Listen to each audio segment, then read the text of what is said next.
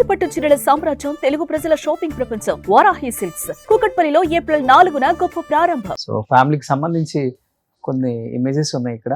Okay, beautiful memories.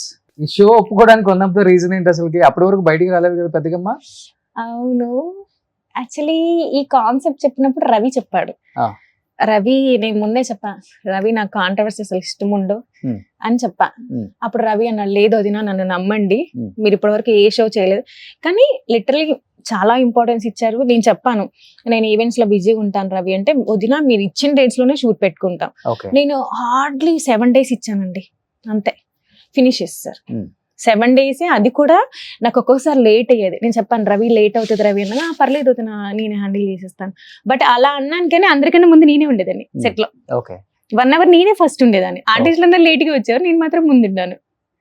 So okay, అది బాగా అనిపించింది. కానీ ఈజ్ బ్యూటిఫుల్. యాక్చువల్లీ మా ఫ్యామిలీని కూడా ఇన్వైట్ చేశారు, ఒక 1 week ఫైట్ చేశారు, రావాలి ఖచ్చితంగా. సో ఫ్యామిలీ కొంచెం దూరం అండి, కెమెరాకి వద్దు అని చెప్పేసి నేను యాక్సెప్ట్ చేయలే ఈ షో. నాకు యాక్చువల్లీ కెమెరా ముందుకి అసలు రానన్నా నేను. ఐ మీన్ ఏంటంటే చాలా మంది లోపల చాలా ఉంటాయి, నువ్వు అవన్నీ తట్టుకోలేవు, పాలిటిక్స్ చాలా ఉంటాయి అని. ఉన్నాయా పాలిటిక్స్? ఆబ్వియస్ గా ఉంటాయి కదన్నా. ఎందుకంటే అందుకే ఈ షో తర్వాత నేను అదే షోలో చెప్పాను, ఫస్ట్ అండ్ లాస్ట్ షో ఇంకా నేను చెయ్యను. నేను చూసా అది. కానీ నిజం చెప్పాలంటే ఆ టైంలోనే మేము ఎక్కువ టైం స్పెండ్ చేసాం ఇద్దరం. అదే నేను అడుగుదాం అనుకున్నాను, బ్యూటిఫుల్ మెమరీస్ మొత్తం మీరు సో ఈ షోలో చాలా షేర్ చేసుకుని ఉంటారు, ఎమోషనల్ అయి ఉంటారు. ఇదే షోలో ఎక్కువ ఇంపాక్ట్. ఇప్పటికి ఆ షోలో అంటే ఇప్పటికి ధనరాజుని తలుచుకున్న కళ్ళమ్మట అలా నీళ్ళు వచ్చేస్తాయి అంటే ఏ సిచ్యువేషన్ అని చెప్తా? యాక్చువల్లీ సర్ప్రైజ్ థీమ్ అని ఒకటి ఉందన్న. తనకి ఐఫోన్ అంటే చాలా ఇష్టం. బేసిక్ గా నన్ను అడుగుతుండే కొనిస్తాను, ఓకే అంటే బడ్జెట్ ప్రకారం ఐఫోన్ కూడా నువ్వే కొనిపిస్తావా? అంటే మరి అంతే కదా. సో తాళాలన్నీ మన దగ్గరే ఉంటాయి, ఏటీఎంలు అంతే. అలా అలా చేస్తున్నావు అన్న. అంటే తనకి ఇచ్చాను ఒకసారి, తను కరెక్ట్ గా యూజ్ చేసుకోలేదు. సో నేను మళ్ళీ దగ్గర పెట్టుకుంటున్నా, తప్పేం లేదు. ఎవరో ఒకళ్ళు మరి ఉన్నారు కదా, ఇద్దరు పిల్లలు ఉన్నారు, వాళ్ళు హ్యాండిల్ చేయాలి. అంటే మళ్ళీ తనకి ఇచ్చేసిన ఏమో మళ్ళీ ఇంకేదైనా సినిమా తీసిస్తే నేను మళ్ళీ సిద్ధంగా లేను. సో అందుకని పిల్లలు పెద్దోళ్ళు అవుతున్నారు కాబట్టి కెరీర్ పరంగా ఆలోచించి నీ వర్క్ నువ్వు చేయి, నా వర్క్ నేను చేస్తా, అంతే. నీకేం కావాలో చెప్పు, అంతే. అంతకుమించి సూపర్. 2-3 కోట్లు ఉంటుందా బ్యాంక్ బ్యాలెన్స్? అయ్యో అన్నా, అంత లేదన్నా, ఎవరన్నా చెప్పింది.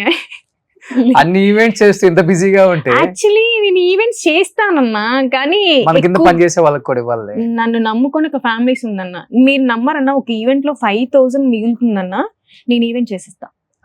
ఎందుకంటే నన్ను నమ్ముకొని ఒక 150 ఫ్యామిలీస్ ఉన్నాయి, 150 ఫ్యామిలీస్ ఉన్నాయి. సో వాళ్ళకి వర్క్ ఇవ్వాలి. నేను వెళ్ళి డిమాండింగ్ నాకు ఈవెంట్ కి 10,000 మిగలాలంటే నా కింద ఉన్న వాళ్ళు అన్యాయం అయిపోతారు. నేను అది తీసుకోలేదు. ఎందుకంటే ఈవెంట్స్ లోనే చాలా పాలిటిక్స్ ఉంటాయన్న, చాలా మందికి తెలియదు. ఈవెంట్ ఆర్గనైజింగ్ అంటే చాలా అనుకుంటాను, చాలా కష్టం, చాలా పాలిటిక్స్ ఉంటాయి. మనం ఒకటి అనుకుంటే ఒకటి అవుతుంది, ఒకటి అనుకుంటే ఒకటి అవుతుంది. ఐ మీన్ ఉన్న క్లయింట్స్ కూడా అలాగే ఉన్నారు లిటరల్ గా. అంటే చాలా చాలా పాలిటిక్స్ ఉంటాయి ఈవెంట్స్ లో, చాలా కష్టం. మనం అనుకుంటాం కానీ వెరీ పాలిటిక్స్. అంటే నేనే అనుకుంటా, అరే నాకు ఇంత తెలిసిన నేనే నెట్కు రాలేకపోతున్నాను, తెలియని వాళ్ళ పరిస్థితి ఏంటి, చాలా ఉంటదన్న. లిటరల్గా చాలా మంది ఈవెంట్ ఆర్గనైజ్ ఏడ్చిన రోజులు నేను నా దగ్గర, సిరి గారు మీరు బాగానే హ్యాండిల్ చేస్తున్నారు, మాకు ఇలా అవుతుంది ఇలా అవుతుంది. నాకు కూడా లిటరల్ గా అయింది, చాలా అలాగా. సో అప్పటి నుంచి కొంచెం స్ట్రాంగ్ గా ఉంటాను. ఓకే అంటే కొంతమంది ఏం చేస్తారంటే, బేసిక్గా కొన్ని నేమ్స్ మెన్షన్ చేయకూడదు కానీ లిటరల్గా నేను కూడా ఒక కన్వెన్షన్ వెండర్. ఎలా ఉంటారంటే అన్న, ఓకే ఇప్పుడు డెకార్ ఒక 1 lakh అనుకున్నా, డెకరేషన్కి 1 lakh అవుతుంది. లిటరల్గా చెప్తారన్న 25% మాకు ఇవ్వాల్సిందే అంటారు కన్వెన్షన్స్. సో ఏంటంటే 25% క్లయింట్కి వేసి ఇవ్వాలి అంటే మాకు కొంచెం ఎక్కడో ఉంటుంది. అరే ఈవెంట్ మొత్తం చేస్తేనే 5,000 చూసుకొని చేస్తాం, 25,000 క్లయింట్కి యాడ్ చేయాలంటే కొంచెం. నేను లిటరల్గా ఒకరికి చెప్పేసా, చాలా పెద్ద కన్వెన్షన్, చాలా పెద్ద హోటల్ కూడా చెప్తే అసలు ఇదవుతారు.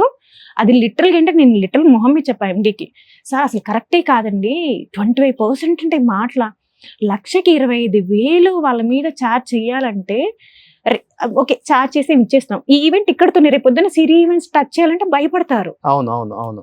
సో నేను అన్నాను, నేను అలా Sure. చార్జ్ చేయలేను అవును. సార్, మీ వెండింగ్ వద్దు, మీ అగ్రిమెంటే వద్దు నాకు. Hmm.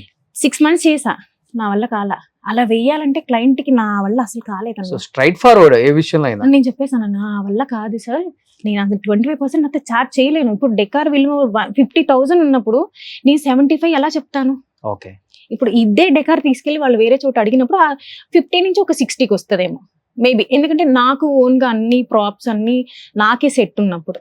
సో అంటే ఓహో సిరియన్ అమ్మాయి 15,000 ఎక్కువ చెప్పింది కదా అనుకుంటారు, కానీ లోపల ఏం జరుగుతుంది నాకు మాత్రమే తెలుసు. అంటే వాళ్ళు ఏమంటారు అంటే మాకు బ్యాడ్ నేమ్ రాకూడదు, కానీ మాకు మనీ కావాలి. Okay. ఇలా ఉంటది, నాకు చాలా రిస్ట్రిక్షన్స్. కామన్. సో నా నెక్స్ట్ క్వశ్చన్ అక్కర్లేదు అనమాట, ఎవరు స్ట్రాంగ్ ఎవరు వీక్, స్ట్రాంగ్ అని అర్థమైపోతుంది. ఓకే, సుమన్ టీవీలో మీ పర్సనల్ అండ్ బిజినెస్ ప్రమోషన్స్ కోసం కింది నెంబర్కి కాంటాక్ట్ చేయండి.